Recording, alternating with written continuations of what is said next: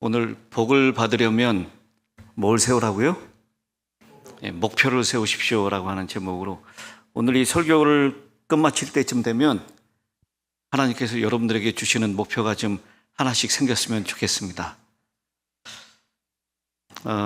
잠깐 복습을 하겠습니다. 첫날 우리는 복을 받으려면 포기하지 마십시오라고 하는 말씀을 드렸습니다. 포기는 뭐 할 때만 사용하라고요? 김장김치, 배추 셀 때만 포기를 사용해라 라고 했습니다. 마부작침이라고 하는 제가 한자성어, 사자성어를 말씀드렸는데 갈맞자, 도끼 붙자, 지을 작자, 바늘 침자, 도끼를 갈아서 바늘로 만들 때까지 꾸준히 포기하지 않고 인내심을 가지고 해야 할 필요가 있다라고 말씀을 드렸습니다. 그리고 둘째 날은 서두르면 뭐죠? 서두르면 이스마엘, 기다리면 이삭. 기억나시나요? 예. 어제 했던 건데 기억 못 하시면 제가 좀 섭섭할 것 같아요. 그 다음에 서두르면 범죄, 기다리면 축복. 이 사울의 이야기를 통해서 우리가 살펴보았습니다. 오늘은 이제 우리가 목표를 정하는 일에 대하여 좀 생각해보고 결심하는 시간을 가지려고 합니다. 사도 바울은 빌립보 3장 12절로 14절에 이렇게 말씀합니다. 내가 얻었다 함도 아니요 온전히 이루었다 함도 아니라 오직 내가 그리스도 예수께 잡힌 바 된 그것을 잡으려고 쫓아가노라. 형제들아, 나는 아직 내가 잡은 줄로 여기지 아니하고 오직 한 일, 즉 뒤에 있는 것은 어떻게 하고요? 뒤에 있는 것은 잊어버리고 앞에 있는 것을 잡으려고 표대를 향하여 그리스도 예수 안에서 하나님이 위에서 부르신 부름의 상을 위하여 쫓아가노라 라고 했습니다. 여기 사도 바울이 오직 한 일을 향하여 쫓아간다라고 말씀하고 있는데 그것은 뒤에 있는 것은 잊어버리고, 여러분 이 연말 기도주일 때마다 10년 전, 20년 전에 있었던 잘못했던 죄악들을 다 끄집어내서 회개하고 계시는 분 혹시 계시지 않습니까? 회개 기도하라 그러면 몇십 년 전에 있는 것까지 다 끄집어내가지고 회개해요. 하나님께서 이미 어떻게 하셨는데요? 하나님께서 용서하시고 하나님께서도 잊어버리셨어요. 우리의 죄악을 뒤로 던지겠다라고 말씀하시고 우리의 죄악을 바닥 깊은 곳에 잠기게 할 것이다. 다시는 떠오르게 하지 않을 것이다 라고 말씀하시는데 자꾸 우리는 거기에서 어떻게 하고 있어요? 낚시질하고 있어요. 하나님이 용서하셨던 죄악을. 그러니까 뒤에 있는 것은 어떻게 하는 일이 필요합니까? 뒤에 있는 것은 잊어버리는 일이 필요합니다. 잊을 수 있는 것도 은혜입니까? 여러분, 다른 사람이 나에게 가슴 아프게 했던 것, 나에게 서운하게 했었던 것, 그 모든 것 주님의 은혜 가운데 다 잊어버릴 수 있게 되기를 바랍니다. 그 다음에 이제 앞에 있는 것을 잡으려고. 여러분, 저도 이제 나이가 이렇게 되니까요, 사람들이 이제 나이 든 티가 난다 그렇게 얘기하고 늙으니 이런 얘기를 어디 가서 들어요. 저는 그런 얘기 안 들을 줄 알았거든요. 제가 이쪽 생게브리엘 쪽에 살 때만 해도 그때 참 젊다고 생각했어요. 지금부터 한 13년 전 그때까지만 해도. 근데 이제 6학년으로 들어서니까 이제 제 나이를 보는 것 같아요, 사람들이. 저도 그렇게 느끼고요. 근데 여러분, 늙은이는 왜 늙은이라고 얘기하는지 아십니까? 왜 늙은이라고 그러죠? 예? 그러니까 왜 그 나이 드신 분들을 왜 늙은이라고 부릅니까? 예? 느릿느릿해서? 아니에요. 늙은이는 왜 늙은이라고 그러냐면 늘 그런 사람이라. 늘 그래요. 그냥 변하는 거 싫어하고 바뀌는 거 싫어하고 늘 그런 사람. 이 늙은이의 특징이 뭐냐면 자꾸 내 때는, 왕년에는, 내가 한때는, 이런 얘기 자주 해요. 근데 우리는 과거의 인들은 어떻게 하라고요? 잊어버려야 합니다. 과거에 10년 전에, 1년 전에 내가 신앙이 아무리 좋아도 아무 소용없어요. 신앙은 언제의 신앙입니까? 우리 그 성경통신학교 제목이잖아요. 언제 신앙이에요? 오늘의 신앙. 오늘의 신앙이 제일 중요한 거예요. 그리고 우리는 정말 앞에 있는 것을 바라봐야 합니다. 미래에 대해서 얘기해야 합니다. 우리 로즈메드 교회가 1년 후가 지나면 어떻게 될까? 정말 제가 이 로즈메드 교회에 10년 넘게 안 오다가 왔는데, 와, 이렇게 바뀌었어요. 너무너무 아름다워졌어요. 우리 로즈메드 교회가 앞으로 10년 후면 어떻게 될까? 40년 후에 내가 어떤 모습을, 40년 후에까지는 교회가 안 하시나요, 여러분? 이제 120시대가 된다 그러니까 40년 후에까지도 충분히 계획하셔야 될 것 같아요. 내가 어떤 모습으로 신앙생활하면서 살 것인가, 앞에 있는 것을 잡아야 합니다. 그리고 표대를 향하여 쫓아간다라고 말씀을 하고 있습니다. 목표를 설정하는 데 있어서 두 가지의 관점이 있습니다.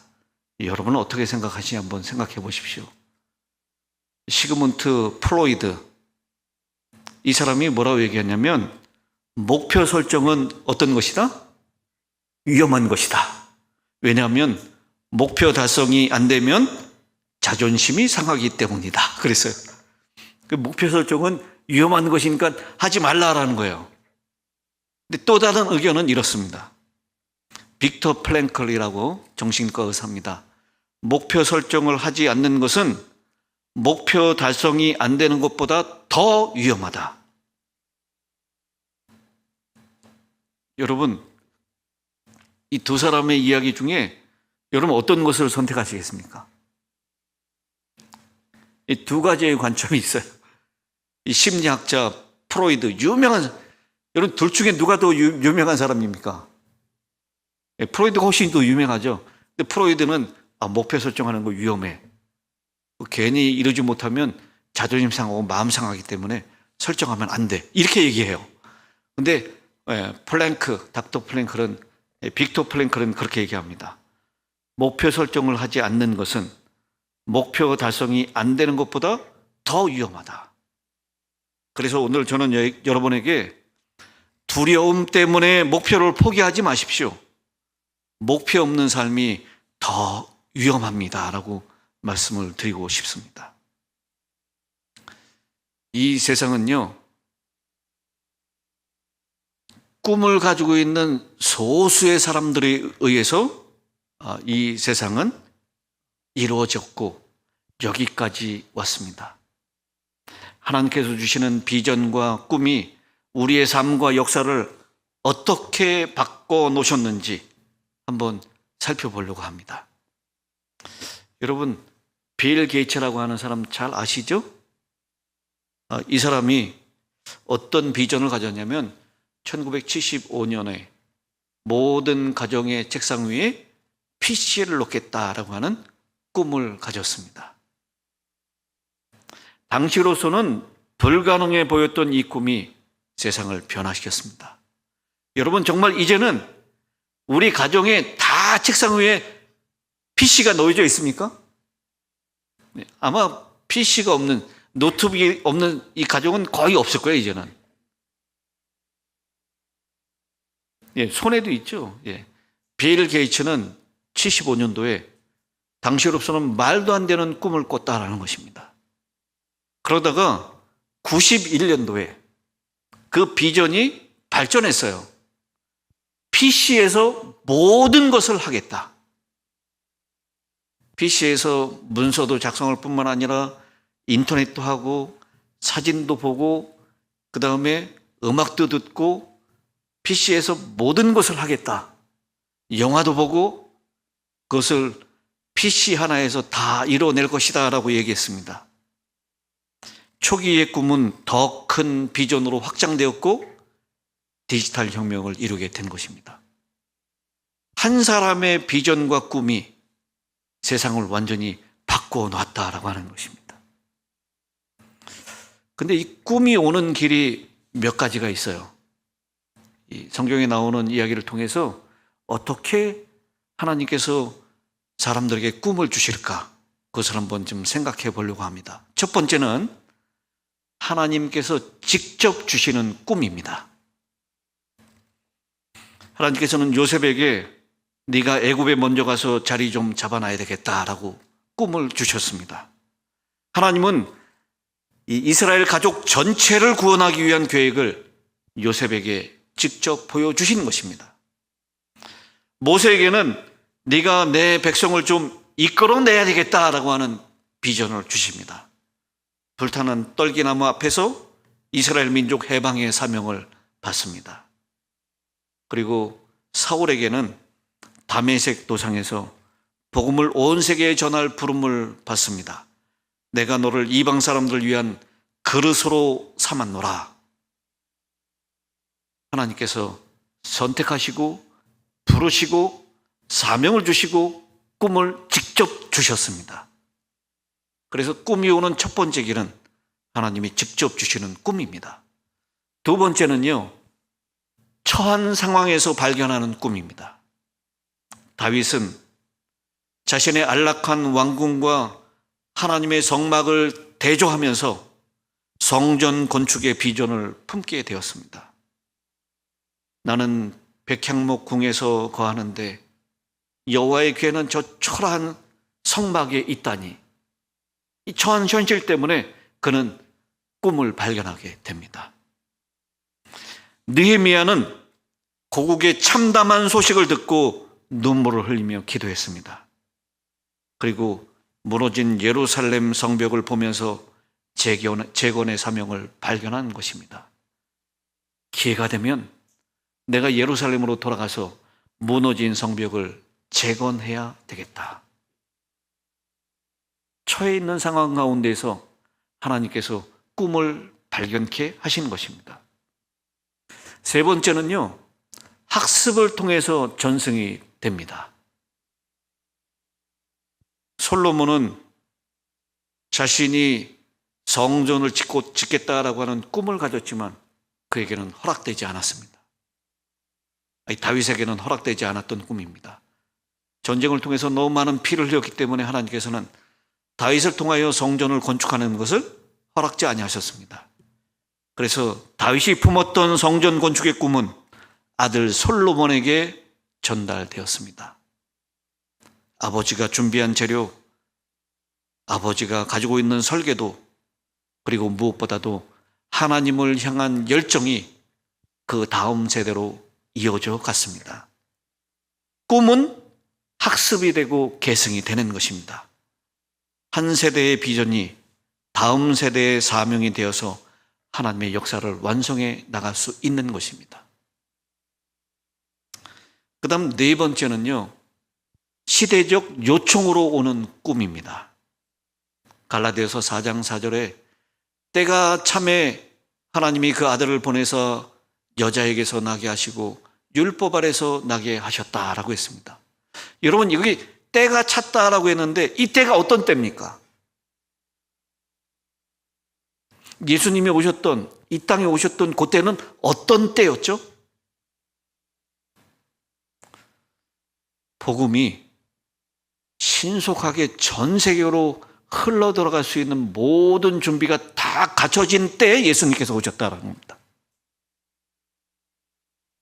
역사의 절정이 이루어진 하나님의 계획입니다. 당시 로마가 세계를 지배하고 있었기 때문에 로마의 전 세계를 향한 도로망이 완성되어 있었습니다. 모든 길은 어디로 통한다고요? 로마로 통한다. 길이 완성되어 있을 때 예수님께서 오셨습니다.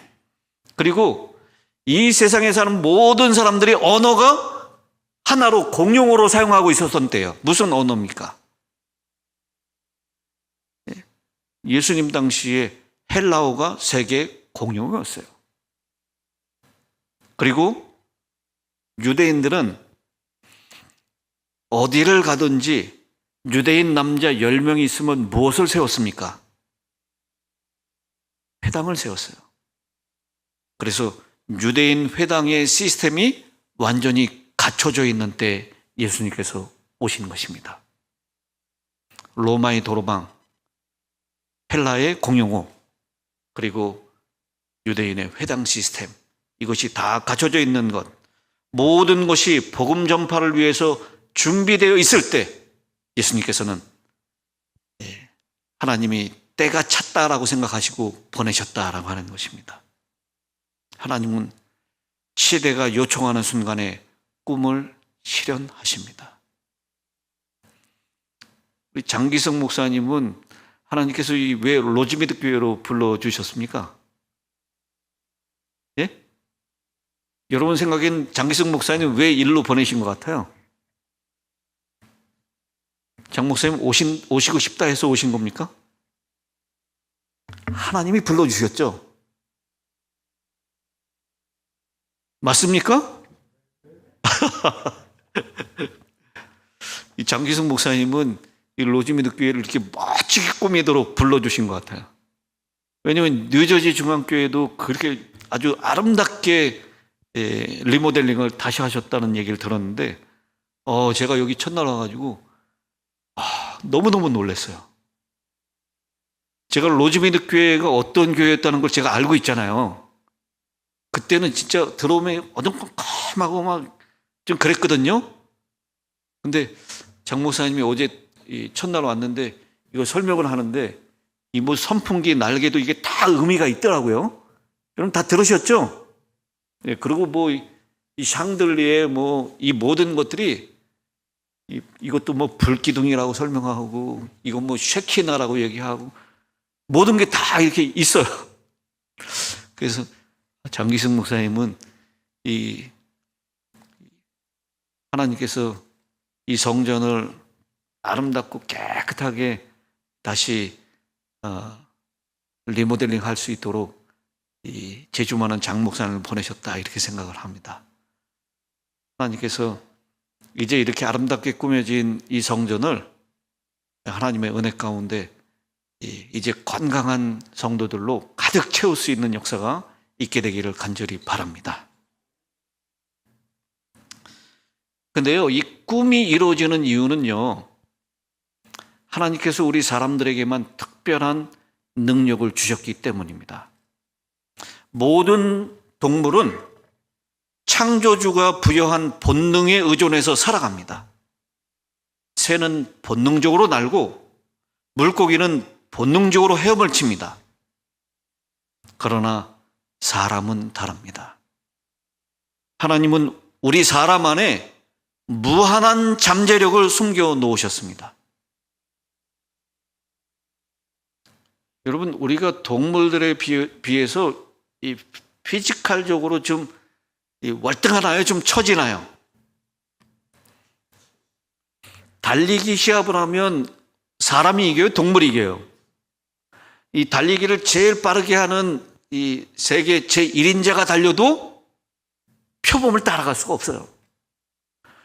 세계 제1인자가 수영을 해도 돌고래의 속도를 따라갈 수가 없습니다. 그건 이 신체 능력을 가지고 사람이 만물의 영장이라 할 수 있는 것이 아무것도 없어요. 그런데 동물들은 본능에 의해서만 살아가지만 사람들은 하나님께서 특별한 무한한 잠재력을 두셨다라는 것입니다. 우리는 창조주가 감춰 놓으신 이 잠재력을 발견하고 사용하여 자신을 끊임없이 팽창시킬 수 있다는 것입니다. 그걸 조금 어려운 말로 창조 개방성이라고 부릅니다.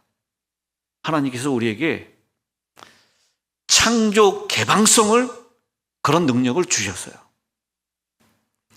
여러분, 하나님만 하실 수 있는 두 가지가 있어요. 다른 신은 신이라고 불려지는 어떤 존재도 못하는데 하나님만 하실 수 있는 두 가지가 있습니다. 무엇입니까? 창조, 또 뭐요? 잘 안 들려요. 용서, 사함. 뭐 용서는 사람도 할 수 있잖아요. 죽은 자를 살리시는 거, 부활은 창조의 영역이에요. 그건 재창조라고 부릅니다. 그러니까 하나님만 할 수 있는 것은 창조하고 또 하나 뭐예요? 예언. 아멘. 우리 김지원 집사님, 이 답이 안 나오면 내가 다음으로 못 넘어갈 뻔했어요. 하나님만 하실 수 있는 것은 창조와 예언입니다. 그런데요, 우리 하나님께서 우리 사람들에게 창조 개방성이라고 하는 능력을 주셨다는 거예요. 무한대로 확장해 나갈 수 있는 능력입니다. 본성이 아니에요. 본능이 아닙니다. 그걸 뛰어넘는 하나님의 무한한 창조의 능력을 우리에게 주셨다라고 하는 것입니다. 사람들은 꿈꾸도록 지음을 받은 존재다라는 것입니다. 하나님이 우리 안에 심어 놓으신 가능성을 깨닫는 것, 그 잠재력을 발견하는 것입니다. 그 다음에 그 잠재력이 구체적인 꿈과 목표로 구체화되는 과정, 그것은 비전을 형성하는 것입니다. 그리고 하나님의 인도하심 속에서 꿈이 현실로 결실되는 것, 사명이 실현되는 것입니다. 창조 개방성은 하나님께서 인간에게 주신 최고의 선물입니다. 우리는 단순히 주어진 대로 사는 존재가 아니라 끊임없이 성장하고 확장할 수 있는 가능성의 존재들이라는 것입니다. 난 이제 70이 넘고 80이 넘는데 무슨 창조 개방성? 그건 나한테 해당되는 일이 아니에요. 아니라는 것입니다. 하나님께서는요, 우리에게 그런 특별한 선물을 주셨습니다. 누구나 발견할 수 있고, 누구나 그 비전을 형성할 수 있고, 그리고 그것을 현실로 나타낼 수 있는 그런 능력과 은혜를 하나님께서 우리에게 주셨다는 것입니다. 요셉이 형들에게 자신의 꿈을 이야기합니다. 첫 번째 꿈은 곡식단이 11개의 곡식단이 자기를 향해서 다 이렇게 절을 한다는, 이 의미를 다 형들도 알았죠. 비록 요셉이 형들의 질투를 일으킬 것이 뻔하지만 그래도 그는 두려움 없이 자신의 꿈을 표현했습니다.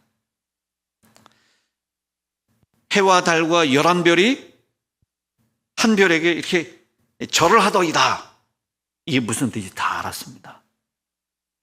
그런데 이 형들은, 그리고 그 부모는 미친놈 아니냐고, 어떻게 형들이 너에게 절을 하겠느냐고 이렇게 무시해버릴지 모릅니다. 그러나 그는 형들의 질투를 받고 그 다음에 형들의 모진 미움을 받을지언정 그가 가지고 있는 꿈을 스럼없이 표현했어요. 여러분, 나이에 상관없이 여러분의 꿈을 주변에 있는 사람들에게 표현할 수 있게 되길 바랍니다. 그러면 그 표현된 꿈은 어떻게든지 결실이 맺혀질 수 있다라고 믿으시기 바랍니다. 내년에는 내가 마라톤을 뛸 거야. 90이 넘은 사람이 그렇게 얘기하면 지금 정신이 좀 어떻게 되신 거 아니냐고 이렇게 생각하지 마시고 그 꿈을 그렇게 표현한 그분을 격려해 주시게 되길 바랍니다. 이번에 중북가주 모임을 했을 때 5K를 뛰는 그 시간이 있었어요. 근데 92세 된 장로님이 저와 같이 5K를 뛰셨어요. 사람들이 다 걱정했습니다. 그날 6월 달이었는데 샌프란시스코 올림픽 공원에서 뛰는데요. 날씨가 얼마나 추운지 몰라요. 6월 달인데. 그래가지고 날씨가 춥고 바람이 부니까 막 겨울 외투를 입고 막 사람들이 오도로 떨고 있는데요. 이 장로님은 반팔 반바지예요. 92세인데. 장로님 안 추우세요? 좀 옷 좀 드릴까요? 그랬더니 괜찮대. 자기 하나도 안 춥대요. 이 장로님은 지금도 찬물 샤워를 하세요. 제가 샤워할 때마다 이 장로님을 생각하면서 이 추운 겨울에도 마지막 순간에는 찬물로만 샤워를 합니다. 그러면 얼마나 추운지 몰라요. 근데 그 장로님 생각하면서 제가 견뎌요. 그 장로님이 저희 아버님하고 연세가 똑같거든요. 근데 저희 아버님은 돌아가셨어요. 그 장로님의 사모님, 집사님은 저희 어머니하고 연세가 똑같았어요.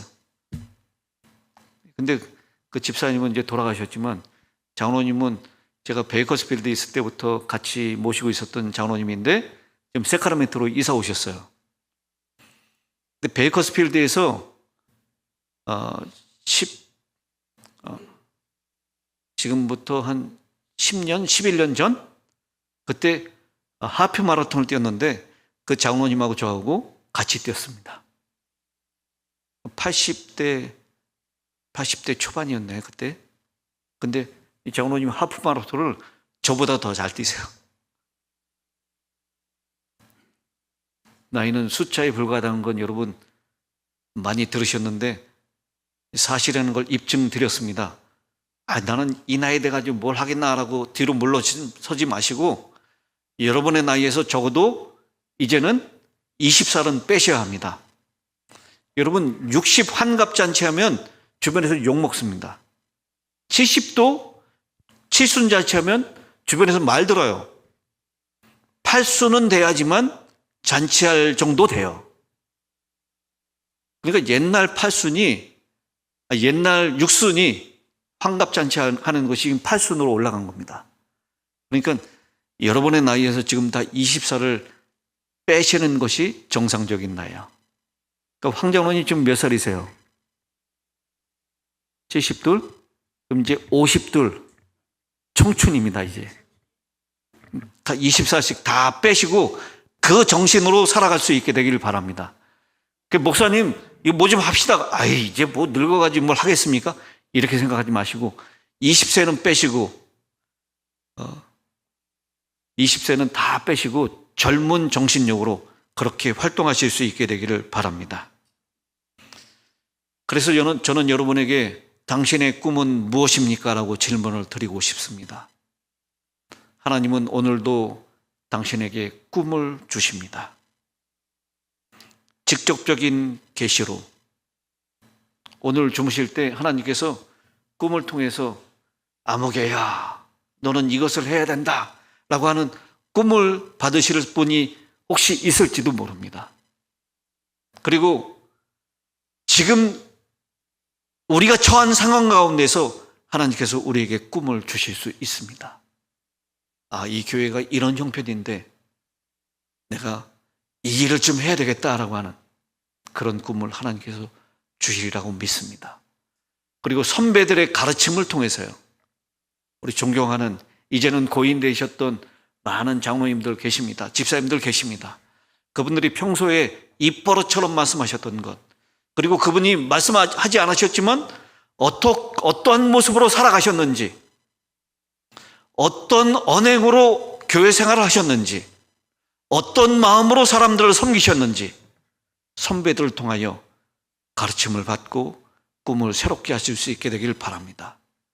그리고 이 시대의 절박한 요청을 통해서 여러분 지금 우리는 이제 자다가 깰 때가 벌써 되지 않았습니까? 예수님의 재림이 정말 가까이 이르렀다는 것 좀 피부적으로 느끼십니까? 저는 트럼프 대통령이 두 번째 대통령 되면서부터 정말 이제 가까이 왔다. 911 때 이제 일요일 휴업령이 내려도 사람들이 어쩔 수 없이 다 개인의 희생, 이 개인의 자유가 보장되고 얼마나 이 개인의 권리를 주장하는 나라가 미국입니까? 근데 911 이후로 비행기 탈 때 다 신발 벗으라면 그거 거부하는 사람 없어요. 허리띠 풀으라면 다 풀러요. 모두가 다 개인의 자유보다는 공공의 안녕, 질서, 안전을 위해서 이제는 희생해야 된다라고 생각하고 있습니다. 우리가 생각하는 일요일 법령, 그것이 바로 그런 바탕 가운데서 일어나는 것 아닙니까? 9/11을 통하면서 또 트럼프를 통하면서 우리가 이 마지막 때에 어떤 스토리로, 어떤 시나리오로 마지막이 끝나게 될 것인지 우리 이미 다 알고 있지 않습니까? 하나님이 주신 예언을 통해서. 그래서 분명히 하나님께서는 우리에게 이 마지막 때, 재림이 얼마 남지 않은 때 우리에게 어떤 이 시대적인 요청을 하고 있을지. 여러분, 만약 선교주에서, 교회에서 자금이 필요하다 하시면 자녀들에게 물려줄 생각하지 마시고 이제는 선교 사업을 위해서, 교회를 위해서 여러분의 재정과 시간을 아낌없이 바칠 때가 이제는 되었다고 믿습니다. 그렇게 사실 수 있게 되기를 바랍니다. 사람들은 어떻게 살까? 폴 마이어라고 하는 미국 성공동기연구원 창설자인 폴 마이어가 연구를 했습니다. 그랬더니 사람들이 이렇게 살더라는 거예요. 목표 없이 인생을 낭비하는 사람 27%. 여러분, 여기에서 몇 프로에 해당되는지 한번 잘 생각해 보십시오. 단기 목표만 있는 사람 60%. 목표를 정하고 생각만 하는 사람 10%. 목표를 써놓고 행동하는 사람 3%. 여러분, 여기서 몇 프로에 해당됩니까? 유명한 한국의 대통령이 어렸을 때 나는 대한민국의 대통령이 될 거야. 책상 앞에다 써놨다 그러잖아요. 써놓은 대로 대통령이 됐습니다. 그 사람은 3%예요. 이 폴 마이어는 아주 의미심장한 말을 했습니다. 97%의 사람들. 그러니까 여기 있는 이 3%를 빼놓고 나머지 97%의 사람들은요, 전진하는 것이 아니라 떠돌아다닌다라고 그렇게 얘기했습니다.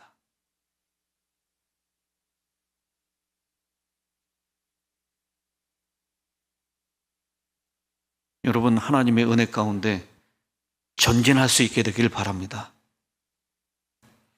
그래서 내년엔 여기 로즈메이드 교회 여기다가 이렇게 딱 표를 좀 적어놨으면 좋겠어요. 내년 목표는 안식학교 출석생 100명, 침례자 20명, 이렇게 목표를 딱 정해놓고 그 뜻을 이룰 수 있게 되길 바랍니다. 목표를 적어놓으면 여기 그렇게 얘기하죠. 목표를 분명하게 정하여 놓고 전진하는 이는 생각만 하는 이보다 50배 내지 100배 일을 하였습니다 라고 했습니다. 목표 없이 남들만 따라가는 삶을 사시겠습니까? 아니면 분명한 목표를 정해놓고 그 목표를 향해서 표대를 향하여 쫓아가는 삶을 사시겠습니까?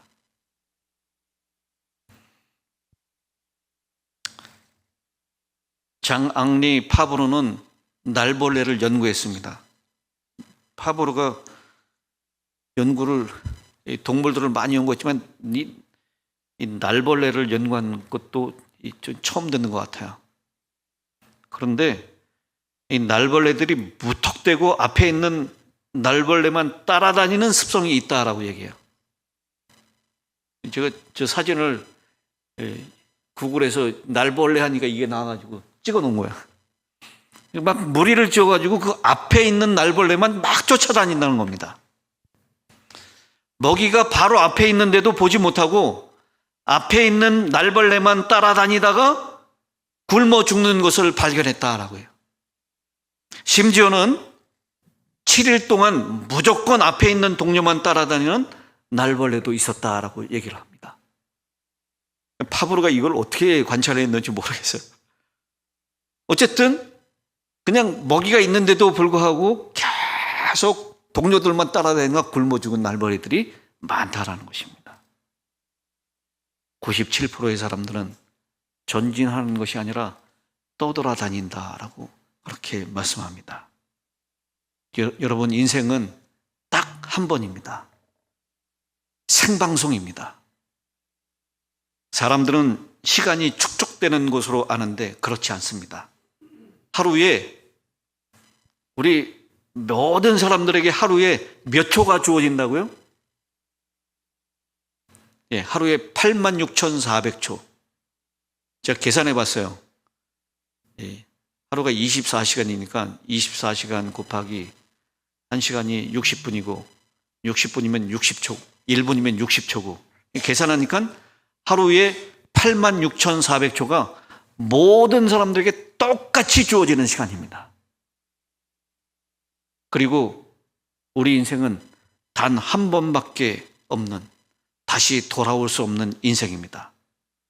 똑같이 주어지는 시간을 어떻게 요리할 것인가, 무엇을 선택할 것인가, 그것에 따라서 여러분의 미래가 달라질 수 있다는 것을 기억하시기 바랍니다. 어느 중년 신사가 기도를 합니다. 내가 1억만 있다면 내가 뭔가를 해볼 수 있을 거다. 그리고 하나님께 100일 기도를 작정합니다. 하나님, 복권에 당첨되게 해 주십시오. 내가 1억만 가지면 뭔가 해볼 수 있을 것 같습니다. 100일 기도를 들어갔어요. 드디어 하나님께서 응답을 하십니다. 뭐라고 말씀하시냐면, 이 사람아, 먼저 복권을 사야지. 1등이 되든 5등이 되든 당첨이 되지. 사지도 않고 어떻게 복권이 당첨되겠노? 여러분, 행동 없는 기도는 응답받을 수 없습니다. 목표를 세우고 이제는 그 목표를 향하여 실천하실 수 있게 되기를 바랍니다. 그러면 어떤 목표가 좋은 목표인지를 살펴보도록 하겠습니다. 첫 번째, 구체적인 목표가 좋은 목표입니다. 저 멀리를 바라보되 발밑에서 시작해야 한다는 것입니다. 폴 마이어는 이렇게 얘기했습니다. 목표는 지나치게 원대하여도 너무 가까워도 효과가 생기지 않지만 이 두 가지의 목표를 짝지으면 단기 목표와 장기 목표로 구별됩니다. 이 두 목표를 짝지으면 비로소 원대한 것도 가까운 것도 효과를 발휘하게 됩니다. 목표는 궁극의 목표와 그 목표를 실현시키기 위한 여러 단계별의 목표가 필요하다라고 하는 것입니다. 에베레스트 산을 정복할 때도요, 베이스 캠프로부터 시작해서 산 꼭대기까지 한 번에 올라가는 길은 없습니다. 베이스 캠프에서 제1캠프, 제2캠프, 제3캠프 이렇게 이어져 나가야 합니다. 우리는 평생의 목표를 가져야 하지만 그 다음에는 일별, 주별, 월별, 연별 목표를 가지고 있어야 합니다. 그리고 날마다 자신이 40년 후에는 어떻게 될지를 그려보아야 합니다. 사랑하는 성도 여러분, 구체적인 목표를 세울 수 있게 되길 바랍니다. 두 번째, 좋은 목표는 인간지향적인 목표입니다. 하나님을 사랑하고 사람을 사랑하는 목표는 사람들에게 감동을 줍니다. 그래서 협조자가 나타나고 동역자가 모이게 되어 있습니다. 자기만 잘 먹고 잘 살려는 목표는 아무리 좋은 목표라도 좋은 목표라고 말할 수 없습니다. 사람들은 너무나 이기적이기 쉽기 때문입니다. 어느 전화회사에서 전화하는 사람들이 무슨 말을 가장 많이 사용하는가를 조사했습니다. 그랬더니 나라고 하는 말이 가장 많이 사용되었다는 것입니다. 5,000번의 대화를 조사했더니 3,999번 나라는 말이 나왔습니다. 사람이 이기적인 존재라는 증거입니다. 여러분, 단체 사진을 딱 찍어보면 그 단체 사진 중에서 누구를 제일 먼저 찾아봅니까?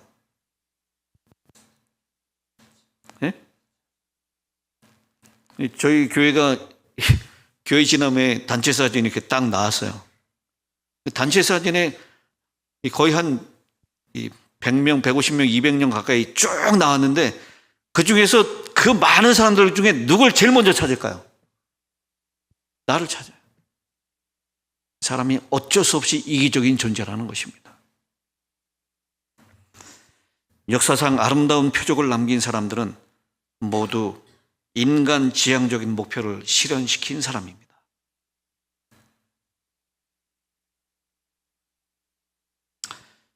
퀴리 부인의 자서전을 읽은 일이 있습니다. 그것을 읽고 큰 감명을 받았습니다. 1902년까지 5년간 라듐을 발견하기 위해서 열정을 불태웠습니다.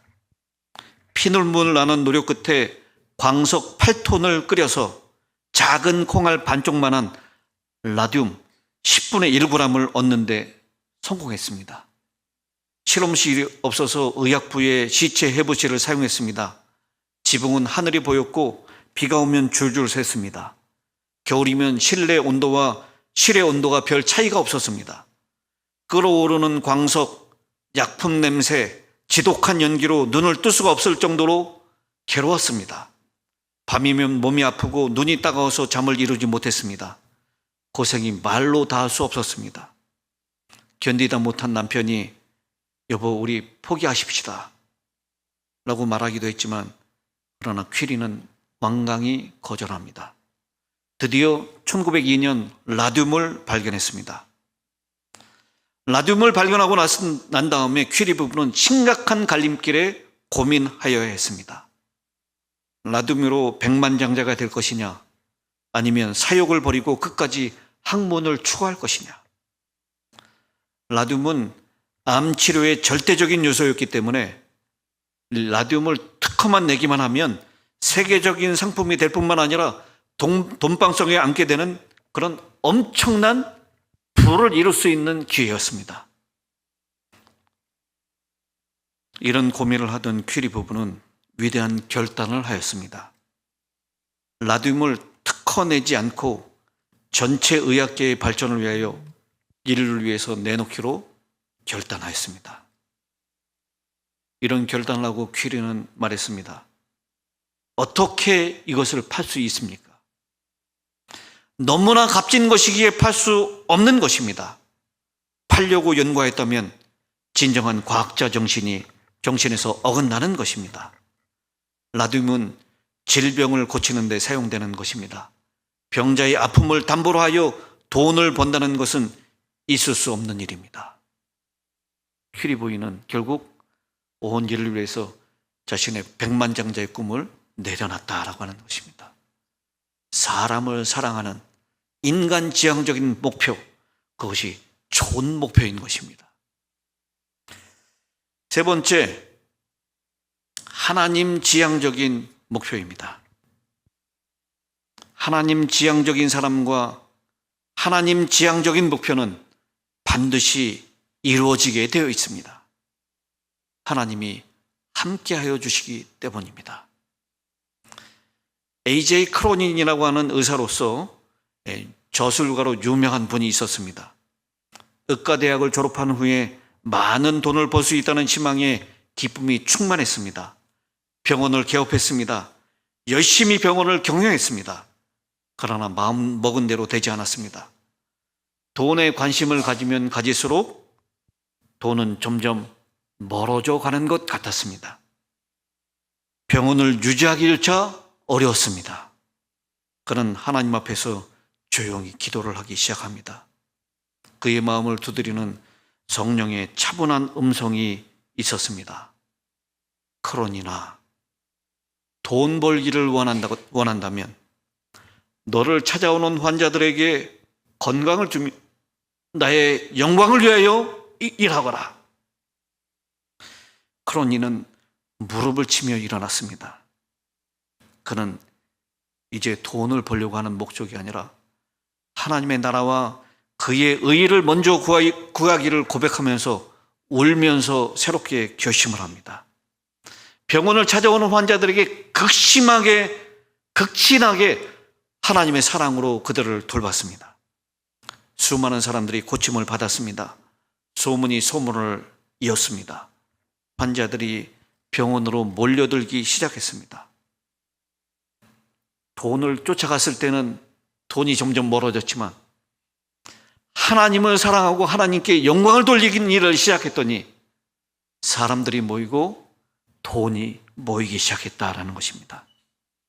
하나님 지향적인 목표는 하나님께서 도와주시기 때문에 성취의 기쁨을 맛볼 수가 있다라는 것입니다.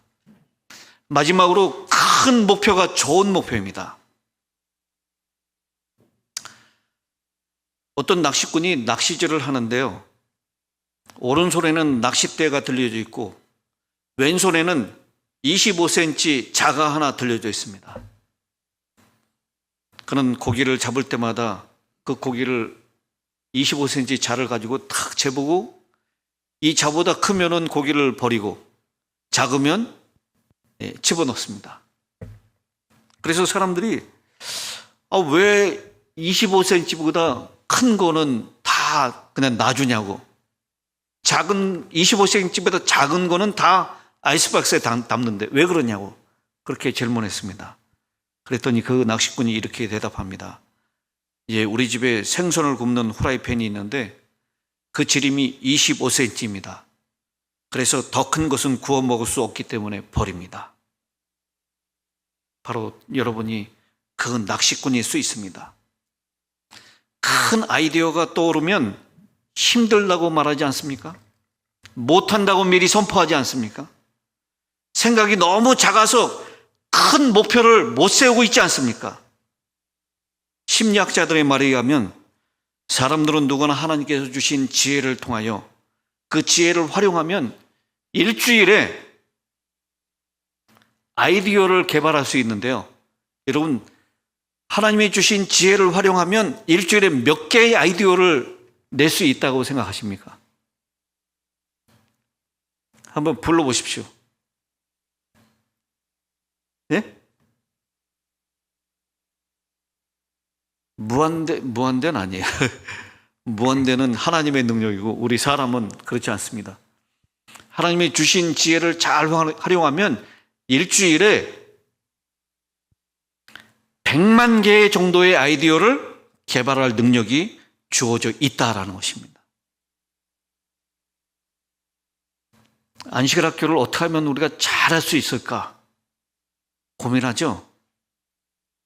그리고 어떻게 하면 더 좋은 아이디어로 이 교회를 운영할 수 있을까? 하나님이 주신 지혜를 활용하면 일주일에 100만 개 이상의 아이디어를 낼 수 있다라고 말씀합니다. 그래서 전에 제가 인천중앙교회 출신인데 거기 청년회가 아주 잘 됐었습니다. 거기서 목사님들도 참 많이 나왔고요. 사모들도 많이 나왔어요. 그 중에 이제 저희 누님도 사모가 되고 제 여동생도 사모가 되고 저는 목사가 됐어요. 근데 제가 청년회장을 하고 난 다음에 몇 년이 지난 다음에 저희 여동생이 청년회장을 맡아서 했습니다. 근데 청년회장을 하면서 이제 어떻게 하면 이 청년회를 잘 꾸릴 수 있을까 아이디어를 내라고 했어요.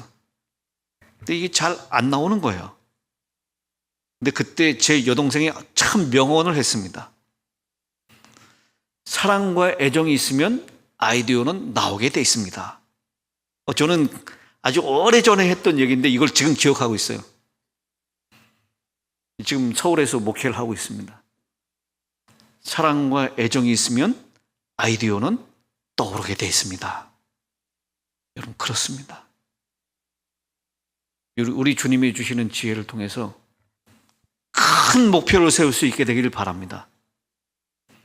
우리 교회는 뭐 이 정도 사이즈니까 이 정도 지금 여기 몇 명이 앉게 돼 있죠? 여기 원래 이렇게 법적으로 붙여놔야 되는 거 아니에요? 여기 캐패시티 몇 명이라고? 장 목사님 몇 명 앉을 수 있으면 꽉 차면 170명? 우리 그러니까 170명만 하나님 우리 교회 170명의 성도로 채워주십시오. 이렇게 꿈꾸지 말라는 거예요.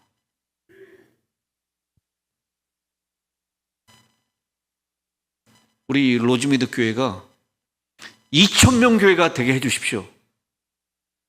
그러면 교회를 또 확장하든지 새로 사서, 아니면 여기서 1부 예배, 2부 예배, 3부 예배, 4부 예배 이렇게 드리든지 그렇게 할 수 있잖아요. 여러분, 큰 목표를 가질 수 있게 되길 바랍니다.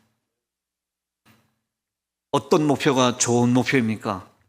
구체적인 목표, 인간 지형적인 목표, 사람을 사랑하는 목표, 그리고 하나님을 사랑하는 목표, 그리고 큰 목표가 좋은 목표다라는 것입니다.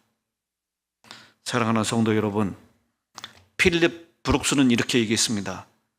당신의 능력에 맞는 일을 정하지 말고 일에 맞는 능력을 달라고 기도하십시오. 목표를 세우시고 행동하시고 그리고 기도하십시다. 그래서 2026년 하나님께서 주시는 비전과 목표를 붙잡고 담대히 전진하는 우리 로즈미드 교회 모든 성도님 되시기를 간절히 바라면서 말씀을 마치겠습니다.